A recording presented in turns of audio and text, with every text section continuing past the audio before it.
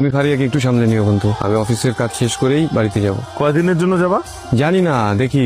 মা তো খুব জোর দিয়ে বললো যেতেই হবে। আবিরের এই চলে যাওয়াকে আমি দারুণ সুযোগ মনে করলাম। কুহুকে এবার বলেই দিব সবকিছু। বিকেলে যদি দেখা করতে চাই, খুব বেশি অপরাধ হয়ে যাবে। নো মিস্টার, দেখা দাও। আপনার ফ্রেন্ড কোথায়? কে? আবির চলে আসবে।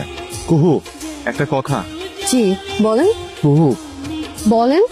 এক মিনিট, আমি একটু আসছি। ফারিয়া সরি, অফিসের কাজে বিজি হয়ে গেছি, আসতে পারবো না। কাব্য আছে, ওর সাথে কথা বলো। সরি।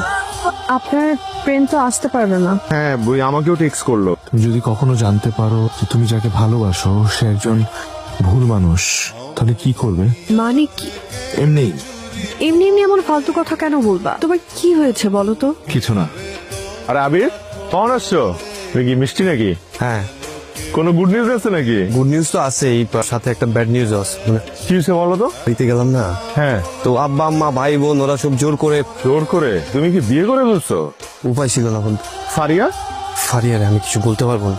আবির, আমরা তোমার কিছু কথা বলতে মন চাইতেছে। তুমি এক্সট্রিমলি লো গ্রেডের একটা মেন্টালিটির মানুষ। আমার মতো একটা ফালতু ছেলে যে এতদিন আমার